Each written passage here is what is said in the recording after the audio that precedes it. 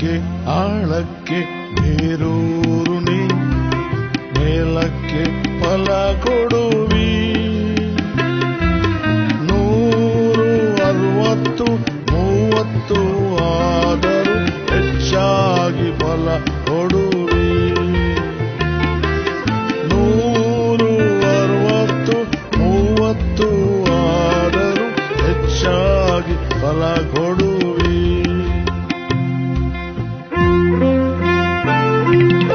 ಕರ್ತನಲ್ಲಿ ಪ್ರಿಯರೇ, ನಿಮ್ಮೆಲ್ಲರಿಗೂ ಮುಂಜಾನೆಯ ಶುಭ ವಂದನೆಗಳು. ಈ ದಿನ ವಿಶ್ವವಾಣಿ ಪ್ರಸ್ತುತಪಡಿಸುವ ನಿನ್ನ ದಾರಿಗೆ ಬೆಳಕು ಎಂಬ ಕಾರ್ಯಕ್ರಮಕ್ಕೆ ನಿಮ್ಮನ್ನು ಪ್ರೀತಿಯಿಂದ ಸ್ವಾಗತಿಸುತ್ತಿದ್ದೇವೆ.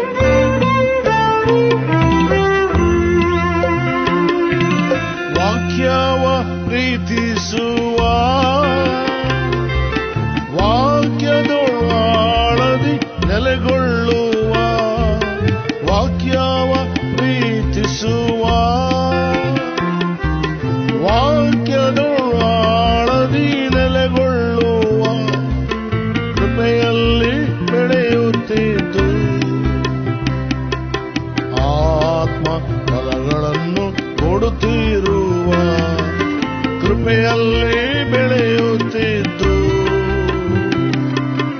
ಆತ್ಮ ಫಲಗಳನ್ನು ಕೊಡುತ್ತಿರುವ, ಆಳಕ್ಕೆ ಆಳಕ್ಕೆ ಬೇರೂರು ನೀ, ಮೇಲಕ್ಕೆ ಫಲ ಕೊಡುವಿ. 160, 30 ಆದರೂ ಹೆಚ್ಚಾಗಿ ಫಲ ಕೊಡುವಿ. ದೇವರ ನಾಮಕ್ಕೆ ಸ್ತೋತ್ರವಾಗಲಿ. ಈ ದಿನ ಧ್ಯಾನಕ್ಕಾಗಿ ನೇಮಿಸಲಾದ ಸತ್ಯವೇದ ಭಾಗವು ಮತ್ತಾಯನ ಬರೆದ ಸುವಾರ್ತೆ 21ನೇ ಅಧ್ಯಾಯ, ವಚನಗಳು 18ರಿಂದ 22ರವರೆಗೆ. The gospel according to Saint Matthew chapter 21 verses 18 to 22. ಬೆಳಿಗ್ಗೆ ಆತನು ಪಟ್ಟಣಕ್ಕೆ ತಿರುಗಿ ಹೋಗುತ್ತಿರುವಾಗ ಹಸಿದನು. ದಾರಿಯಲ್ಲಿ ಒಂದು ಅಂಜೂರದ ಮರವನ್ನು ಕಂಡು ಅದರ ಹತ್ತಿರಕ್ಕೆ ಹೋಗಿ, ಮರದಲ್ಲಿ ಬರೀ ಎಲೆಗಳನ್ನೇ ಹೊರತು ಮತ್ತೇನು ಕಾಣದೆ ಅದಕ್ಕೆ, ಇನ್ನು ಮೇಲೆ ನಿನ್ನಲ್ಲಿ ಫಲವು ಎಂದೆಂದಿಗೂ ಆಗದೆ ಹೋಗಲಿ ಎಂದು ಹೇಳಿದನು. ಆ ಕ್ಷಣವೇ ಆ ಅಂಜೂರದ ಮರವು ಒಣಗಿ ಹೋಯಿತು. ಶಿಷ್ಯರು ಅದನ್ನು ನೋಡಿ ಬೆರಗಾಗಿ, ಈ ಅಂಜೂರದ ಮರವು ಒಂದು ಕ್ಷಣದಲ್ಲೇ ಒಣಗಿ ಹೋಯಿತಲ್ಲ, ಅದು ಹೇಗೆ ಅಂದರು. ಅದಕ್ಕೆ ಯೇಸು, ನಿಮಗೆ ಸತ್ಯವಾಗಿ ಹೇಳುತ್ತೇನೆ, ನೀವು ಸಂಶಯ ಪಡದೆ ನಂಬಿದರೆ ನಾನು ಅಂಜೂರದ ಮರಕ್ಕೆ ಮಾಡಿದಂಥದನ್ನು ನೀವು ಮಾಡುವಿರಿ. ಇದು ಮಾತ್ರವಲ್ಲದೆ ಈ ಬೆಟ್ಟಕ್ಕೆ, ನೀನು ಕಿತ್ತುಕೊಂಡು ಹೋಗಿ ಸಮುದ್ರದಲ್ಲಿ ಬೀಳು ಎಂದು ಹೇಳಿದರೆ ಅದೂ ಆಗುವುದು. ನೀವು ನಂಬಿಕೊಂಡು ಪ್ರಾರ್ಥನೆಯಲ್ಲಿ ಏನೇನು ಬೇಡಿಕೊಂಡಿರುವಿರೋ ಅದನ್ನೆಲ್ಲ ಹೊಂದುವಿರಿ ಅಂದನು. ದೇವರು ಈ ವಾಕ್ಯ ಭಾಗಗಳನ್ನು ನಮ್ಮೆಲ್ಲರ ಆತ್ಮಿಕ ಅಭಿವೃದ್ಧಿಗಾಗಿ ಉಪಯೋಗಿಸಲಿ. ಆಮೇನ್. ಕರ್ತನಲ್ಲಿ ಪ್ರಿಯರೇ, ನಿಮ್ಮೆಲ್ಲರಿಗೂ ಮುಂಜಾನೆಯ ಶುಭ ವಂದನೆಗಳು. ಈ ದಿನದ ಧ್ಯಾನಕ್ಕೋಸ್ಕರವಾಗಿ ನಿಮ್ಮೆಲ್ಲರನ್ನು ಪ್ರೀತಿಯಿಂದ ಸ್ವಾಗತಿಸುವಂತವನಾಗಿದ್ದೇನೆ. ದೇವರು ತನ್ನ ಮಹಾಕೃಪೆಯಿಂದ ಈ ತಿಂಗಳಿನ ಕೊನೆಯ ದಿವಸವನ್ನು ಕಾಣುವಂತೆ, ಈ ದಿನ ಆತನ ವಾಕ್ಯವನ್ನ ನಾವು ಕೇಳುವಂತೆ ದೇವರು ಸಹಾಯ ಮಾಡಿದ್ದಾನೆ. ಆತನ ಮಹಾಕೃಪೆಗೆ ಆತನಿಗೆ ಕೋಟಿ ಕೋಟಿ ಸ್ತೋತ್ರಗಳನ್ನು ಸಲ್ಲಿಸುವಂತವನಾಗಿದ್ದೇನೆ. ಈ ದಿನದ ಧ್ಯಾನಕ್ಕಾಗಿ ಆರಿಸಿಕೊಂಡಂತ ವೇದ ಭಾಗವನ್ನು ನಾವು ಕೇಳಿಸಿಕೊಂಡಿದ್ದೇವೆ. ಸ್ವಲ್ಪ ಹೊತ್ತು ಧ್ಯಾನ ಮಾಡೋಣ. ಮತ್ತಾಯನು ಬರೆದ ಸುವಾರ್ತೆ 21ನೇ ಅಧ್ಯಾಯ 18ರಿಂದ 22 ವಚನಗಳು. ಪ್ರಿಯ ಸಹೋದರ ಸಹೋದರಿಯರೇ, ಯೇಸು ಕ್ರಿಸ್ತನು ಶಿಲುಬೆಗೆ ಹೋಗುವ ಮುಂಚಿನ ದಿನಗಳಲ್ಲಿ ನಡೆದ ಘಟನೆಗಳನ್ನು ನಾವು ಧ್ಯಾನಿಸುವಂತವರಾಗಿದ್ದೇವೆ. ಇಲ್ಲಿ ಯೇಸು ಫಲವಿಲ್ಲದ ಅಂಜೂರದ ಮರವನ್ನ ಶಪಿಸುವಂತ ಘಟನೆಯನ್ನ ನಾವು ಕಾಣಬಹುದು. ಈ ಘಟನೆ ನಮಗೆ 3 ಆಳವಾದ ಆತ್ಮಿಕ ಸತ್ಯಗಳನ್ನ ಕಲಿಸುವಂತದ್ದಾಗಿದೆ. ಮೊದಲನೇದಾಗಿ, ಹೊರಗಡೆ ಹಸಿರು ಇದ್ದರೂ ಫಲವಿಲ್ಲದ ಮರ. ಮತ್ತಾಯನು ಬರೆದ ಸುವಾರ್ತೆ 21ನೇ ಅಧ್ಯಾಯ 19ನೇ ವಚನ.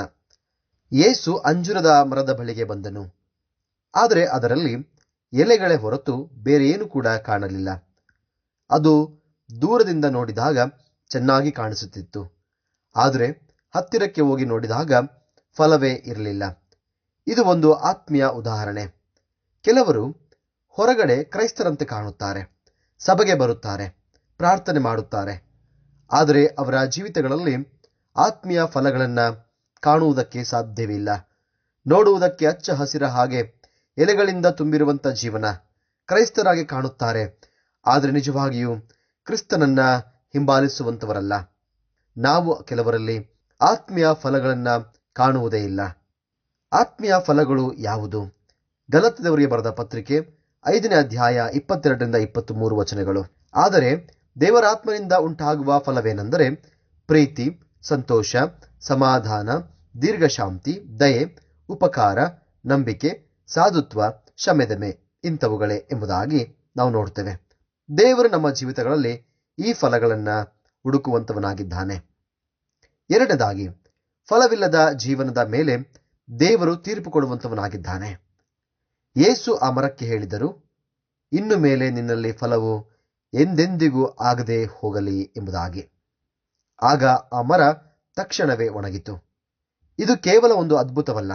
ಇದು ಫಲ ಕೊಡದೆ ಕೇವಲ ನೋಡುವುದಕ್ಕೆ ಹಚ್ಚಹಸಿರಾಗಿ ಕಾಣುವಂತಹ ಎಲೆಗಳನ್ನು ತುಂಬಿಕೊಂಡಿರುವಂತಹ ಕ್ರೈಸ್ತ ವಿಶ್ವಾಸಿಗಳಿಗೋಸ್ಕರವಾಗಿ ದೇವರು ಕೊಡುವಂತಹ ಎಚ್ಚರಿಕೆಯ ಸಂದೇಶ. ದೇವರು ನಮಗೆ ಸಮಯ ಕೊಟ್ಟಿದ್ದಾನೆ, ಅವಕಾಶ ಕೊಟ್ಟಿದ್ದಾನೆ, ಬೇಕಾದಷ್ಟು ಕೃಪೆಗಳನ್ನು ಕೊಟ್ಟಿದ್ದಾನೆ, ಕರುಣೆ ತೋರಿಸಿದ್ದಾನೆ. ಆದರೆ ನಾವು ಆತನಿಗೋಸ್ಕರವಾಗಿ ಫಲ ಕೊಡದಿದ್ದರೆ ಅದು ಅಪಾಯಕರವಾಗಿರುವಂಥದ್ದು. ಯೋಹಾನನು ಬರೆದ ಸುವಾರ್ತೆ 15ನೇ ಅಧ್ಯಾಯದ 2ನೇ ವಚನ ಹೇಳುತ್ತೆ, ನನ್ನಲ್ಲಿದ್ದು ಫಲ ಕೊಡದಿರುವ ಪ್ರತಿಯೊಂದು ಕೊಂಬೆಯನ್ನು ಆತನು ತೆಗೆದು ಹಾಕುತ್ತಾನೆ. ದೇವರು ನಮ್ಮಿಂದ ಆತ್ಮೀಯ ಫಲಗಳನ್ನು ನಿರೀಕ್ಷಿಸುವಂತವನಾಗಿದ್ದಾನೆ. ಮೂರನೇದಾಗಿ, ನಂಬಿಕೆಯ ಶಕ್ತಿ. ಶಿಷ್ಯರು ಆ ಮರ ತಕ್ಷಣ ಒಣಗಿ ಹೋಗಿರುವುದನ್ನು ನೋಡಿ ಆಶ್ಚರ್ಯಪಟ್ಟರು. ಆಗ ಯೇಸು ಸ್ವಾಮಿ ಹೇಳಿದರು, ಮತ್ತಾಯನು ಬರೆದ ಸುವಾರ್ತೆ 21ನೇ ಅಧ್ಯಾಯದ 21-22 ವಚನ, ನಿಮಗೆ ಸತ್ಯವಾಗಿ ಹೇಳುತ್ತೇನೆ, ನೀವು ಸಂಶಯ ಪಡದೆ ನಂಬಿದರೆ ನಾನು ಅಂಜೂರದ ಮರಕ್ಕೆ ಮಾಡಿದಂಥದ್ದನ್ನು ನೀವು ಮಾಡುವಿರಿ. ಇದು ಮಾತ್ರವಲ್ಲದೆ ಈ ಬೆಟ್ಟಕ್ಕೆ ನೀನು ಕಿತ್ತುಕೊಂಡು ಹೋಗಿ ಸಮುದ್ರದಲ್ಲಿ ಬೀಳು ಎಂದು ಹೇಳಿದರೆ ಅದು ಆಗುವುದು. ನಂಬಿಕೆ ಇದ್ದರೆ ಅಸಾಧ್ಯವೂ ಕೂಡ ಕ್ರಿಸ್ತನಲ್ಲಿ ಸಾಧ್ಯವಾಗುವಂಥದ್ದಾಗಿದೆ. ಮಾರ್ಕನು ಬರೆದ ಸುವಾರ್ತೆ 11ನೇ ಅಧ್ಯಾಯದ 24ನೇ ವಚನ, ಆದ ಕಾರಣ ನೀವು ಪ್ರಾರ್ಥನೆ ಮಾಡಿ ಏನೇನು ಬೇಡಿಕೊಳ್ಳುತ್ತೀರೋ ಅದನ್ನೆಲ್ಲ ಹೊಂದಿದ್ದೇವೆಂದು ನಂಬಿರಿ, ಅದು ನಿಮಗೆ ಸಿಕ್ಕುವುದೆಂದು ನಿಮಗೆ ಹೇಳುತ್ತೇನೆ ಎಂಬುದಾಗಿ ದೇವರ ವಾಕ್ಯದಲ್ಲಿ ಗಮನಿಸ್ತೇವೆ. ನಮ್ಮ ಜೀವನಗಳಲ್ಲಿ ಅನೇಕ ಸಾರಿ ಸಮಸ್ಯೆಗಳ ಪರ್ವತಗಳಿರಬಹುದು, ಕಷ್ಟಗಳ ಪರ್ವತಗಳಿರಬಹುದು, ಸಾಲದ ಪರ್ವತಗಳಿದ್ದಿರಬಹುದು, ಅನೇಕ ಹೋರಾಟ ತೊಂದರೆಗಳ ಸಮಸ್ಯೆಯ ಪರ್ವತಗಳಿದ್ದಿರಬಹುದು. ಆದರೆ ನಂಬಿಕೆಯ ಪ್ರಾರ್ಥನೆ ಅದೆಲ್ಲವನ್ನು ಕೂಡ ಸರಿಪಡಿಸುವಂಥದ್ದಾಗಿದೆ. ಹಾಗಾದರೆ ದೇವರು ಈ ದಿವಸದಲ್ಲಿ ನಮಗೆ 3 ಪ್ರಶ್ನೆಯನ್ನು ಕೇಳುತ್ತಿದ್ದಾನೆ. ನಮ್ಮ ಜೀವನದಲ್ಲಿ ದೇವರು ಕೊಟ್ಟಂಥ ಆಶೀರ್ವಾದ ಮೂಲಕವಾಗಿ ಆತನಿಗಾಗಿ ನಾವು ಫಲ ಕೊಡುತ್ತಾ ಇದ್ದೇವಾ? ಎರಡನೇದಾಗಿ, ದೇವರು ನಮ್ಮಿಂದ ಅಪೇಕ್ಷಿಸುವಂತಹ ಮರವಾಗಿದ್ದೇವಾ? ಮೂರನೇದಾಗಿ ಹಾಗೂ ಕೊನೆಯದಾಗಿ, ನಮ್ಮ ಪ್ರಾರ್ಥನೆಗಳಲ್ಲಿ ನಂಬಿಕೆ ಇದೆಯಾ? ಪ್ರಿಯರೇ, ನಾವು ಕೇವಲ ಎಲೆಗಳಿರುವಂತಹ ಕ್ರೈಸ್ತರಾಗಬಾರದು, ನಾವು ಫಲ ಕೊಡುವ ಕ್ರೈಸ್ತರಾಗಬೇಕು. ಯೋಹಾನ ಬರೆದ ಸುವಾರ್ತೆ 15ನೇ ಅಧ್ಯಾಯದ 8 ವಚನ ಹೇಳುತ್ತೆ, ನೀವು ಬಹಳ ಫಲ ಕೊಡುವುದರಿಂದಲೇ ನನ್ನ ತಂದೆಗೆ ಮಹಿಮೆ ಉಂಟಾಗುವುದು ಮತ್ತು ನನ್ನ ಶಿಷ್ಯರಾಗುವಿರಿ ಎಂಬುದಾಗಿ ಸ್ವತಃ ಯೇಸು ಸ್ವಾಮಿ ಹೇಳಿದ್ದಾನೆ. ಆತನ ಶಿಷ್ಯರಾಗಬೇಕಾ? ಆತನ ಮಹಿಮೆ ತರಬೇಕಾ? ಈ ದಿನ ನಮ್ಮನ್ನು ಸರಿಪಡಿಸಿಕೊಳ್ಳೋಣ. ದೇವರು ನಮಗೆ ಎಚ್ಚರಿಕೆಯ ವಾಕ್ಯವನ್ನು ನೀಡುತ್ತಿದ್ದಾನೆ. ದೇವರಿಗಾಗಿ ಫಲ ಕೊಡುವಂತ ಮರವಾಗೋಣ. ಕೇವಲ ನೋಡುವುದಕ್ಕೆ ಮಾತ್ರ ಕ್ರೈಸ್ತರಾಗಿರದೆ ಕ್ರಿಸ್ತನ ಹಿಂಬಾಲಕರಾಗಿ ಆತನ ಆಜ್ಞೆಗಳನ್ನು ನೆರವೇರಿಸುವಂತವರಾಗೋಣ. ನಮ್ಮನ್ನು ನಾವು ದೇವರಿಗೊಪ್ಪಿಸಿಕೊಟ್ಟು ಆತನು ಮೆಚ್ಚುವಂತಹ ಜೀವಿತವನ್ನ ಜೀವಿಸೋಣ. ಬನ್ನಿರಿ ಪ್ರಾರ್ಥಿಸೋಣ. ಜೀವ ಸ್ವರೂಪನಾಗಿರುವ ನಮ್ಮ ರಕ್ಷಕನಾದ ಯೇಸುವೆ, ಜೀವದಾಯಕನೇ, ಒಡೆಯನೆ, ಅದ್ಭುತ ಮಹತ್ ಕಾರ್ಯಗಳನ್ನು ಮಾಡುವ ಆತನೇ, ನಿನಗೆ ಕೋಟಿ ಕೋಟಿ ಸ್ತೋತ್ರಗಳು. ನಮ್ಮ ಜೀವಿತಗಳಲ್ಲಿ ಸ್ವಾಮಿ, ಈ ತಿಂಗಳಿನ ಕೊನೆಯ ದಿವಸಕ್ಕೆ ನಿನ್ನ ಕರೆದುಕೊಂಡು ಬಂದಿದ್ದೀಯಾ. ನಿನ್ನ ಕೃಪೆ ಸ್ವಾಮಿ ತಿಂಗಳೆಲ್ಲ ನಮ್ಮನ್ನು ಕಾಪಾಡಿದೆ. ನಿನ್ನ ಆ ಮಹಾಕೃಪೆ ಇವತ್ತು ನಮ್ಮನ್ನು ಜೀವಂತರ ಪಟ್ಟಿಯಲ್ಲಿ ಇನ್ನೂ ಬದುಕಿಸಿದೆ. ನಿನ್ನ ಕೃಪೆ, ನಿನ್ನ ಪ್ರೀತಿ ಅದಕ್ಕೆ ಕಾರಣ. ದೇವರೇ, ನಮ್ಮ ಜೀವನ ಫಲವಿಲ್ಲದ ಅಂಜೂರದ ಮರದ ಹಾಗೆ ಆಗಬಾರದು ಸ್ವಾಮಿ. ನಮ್ಮಲ್ಲಿ ಆತ್ಮದ ಫಲಗಳು ಬೆಳೆಯುವಂತೆ ನಮ್ಮನ್ನು ಆಶೀರ್ವದಿಸು. ನಂಬಿಕೆಯ ಪ್ರಾರ್ಥನೆಯ ಜೀವಿತವನ್ನು ನಮಗೆ ಕೊಡು ಎಂಬುದಾಗಿ ನಾವು ಪ್ರಾರ್ಥಿಸ್ತೇವೆ. ಈ ದಿನ ವಾಕ್ಯವನ್ನು ಕೇಳಿಸಿಕೊಂಡಿದಂಥ ಎಲ್ಲ ನಿನ್ನ ಮುದ್ದು ಮಕ್ಕಳನ್ನು ನಾವು ನಿಮ್ಮ ಕಡೆ ಒಪ್ಪಿಸಿಕೊಡುತ್ತೇವೆ. ಆಶೀರ್ವಾದ ಮಾಡು ಕರ್ತನೆ. ಯಾರಾದರೂ ಈ ದಿನ ಹುಟ್ಟುಹಬ್ಬಗಳನ್ನು, ವಿವಾಹ ವಾರ್ಷಿಕೋತ್ಸವಗಳನ್ನು ಕಂಡಿರುವುದಾದರೆ ಬೇಕಾದಂಥ ಶುಭ ಕೃಪೆ ಆಶೀರ್ವಾದಗಳನ್ನು ದಯಪಾಲಿಸು. ಮುಖ್ಯವಾಗಿ ನಮ್ಮ ವಿಶ್ವವಾಣಿ ಸೇವೆಯನ್ನು ಪ್ರೀತಿ ಮಾಡಿ ನಮಗೆ ಬೆನ್ನೆಲುಬಾಗಿ ನಿಂತು ಸಹಾಯ ಮಾಡುವಂತಹ ಎಲ್ಲ ನಮ್ಮ ಸೇವಾದಾನಿಗಳನ್ನು ಆಶೀರ್ವಾದ ಮಾಡು. ಅವರ ಪ್ರಾರ್ಥನೆಗಳಿಗೆ ಉತ್ತರ ದಯಪಾಲಿಸು. ಅವರಿಗೆ ಬೇಕಾಗಿರುವಂಥ ಎಲ್ಲ ಆಶೀರ್ವಾದಗಳನ್ನು ದಯಪಾಲಿಸು. ನಿನ್ನ ಕೃಪೆ ನಮ್ಮ ಎಲ್ಲ ಸೇವಾದಾನಿಗಳ ಮೇಲೆ ಆಗಿರಲಿ ಸ್ವಾಮಿ. ನಮ್ಮ ಸೇವೆಗಾಗಿ ಪ್ರಾರ್ಥಿಸುವಂಥ ಎಲ್ಲ ಪ್ರಾರ್ಥನಾ ವೀರನ್ನು ಆಶೀರ್ವದಿಸು. ನಮ್ಮ ಮಿಷನರಿಗಳನ್ನು, ನಮ್ಮ ಎಲ್ಲ ಸೇವಕರುಗಳನ್ನು, ನಮ್ಮೆಲ್ಲ ಅಧಿಕಾರಿಗಳನ್ನು, ಅವರು ಮಾಡುವಂಥ ಯೋಜನೆ, ಆಲೋಚನೆ, ಪ್ರಯಾಣ ಸೇವೆಗಳಲ್ಲಿ ನಿನ್ನ ಕೃಪೆ ಇದು ಕಾಪಾಡಲಿ. ಮುಖ್ಯವಾಗಿ ಈ ದಿವಸದ ನಮ್ಮ ಪ್ರಯಾಣ ಸೇವೆಗಳಲ್ಲಿ ನಿನ್ನ ಆಶೀರ್ವಾದಗಳಿರಲಿ. ಪ್ರಾರ್ಥನೆ ಕೇಳಿದಕ್ಕಾಗಿ ಸ್ತೋತ್ರ. ಯೇಸು ನಾಮದಲ್ಲಿ ಪ್ರಾರ್ಥಿಸಿ ಬೇಡಿ ಹೊಂದಿಕೊಂಡಿದ್ದೇವೆ ನಮ್ಮ ತಂದೆಯಾದ ದೇವರೇ, ಆಮೆನ್.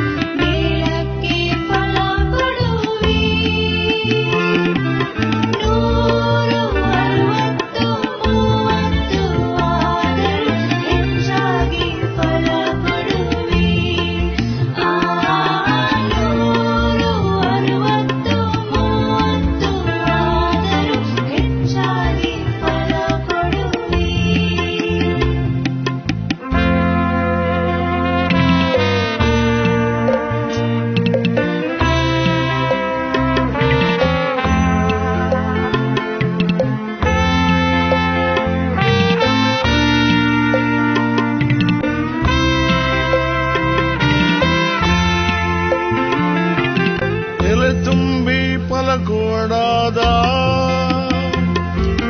ಅಂಜೂರ ಮರವು ನೀನಾಗದಿರು, ಎಲೆ ತುಂಬಿ ಫಲ ಕೊಡದ ಅಂಜೂರ ಮರವು ನೀನಾಗದಿರು. ಈ ವರ್ಷ ಫಲ ಕೊಟ್ಟರೆ ಉತ್ತಮ ಫಲಗಳನ್ನು ಕೊಡುತ್ತಿರುವಿ.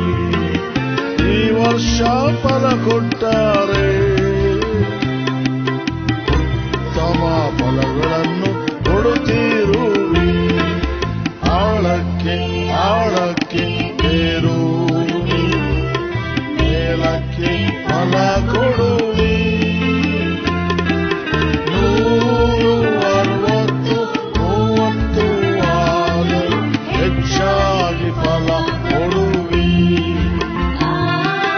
160, 30 ಆದರೂ ಹೆಚ್ಚಾಗಿ ಫಲ ಕೊಡುವಿ. ಪ್ರಿಯ ಸಹೋದರ ಸಹೋದರಿಯರೇ, ನಿಮ್ಮ ಪ್ರಾರ್ಥನಾ ಮನವಿಗಳಿಗಾಗಿ ಪ್ರಾರ್ಥಿಸಲು ವಿಶ್ವವಾಣಿ ಟೋಲ್ ಫ್ರೀ ಸಂಖ್ಯೆ 1800-270-0333 ಕರೆ ಮಾಡಿರಿ. ದೇವರು ನಿಮ್ಮನ್ನು ಆಶೀರ್ವದಿಸಲಿ.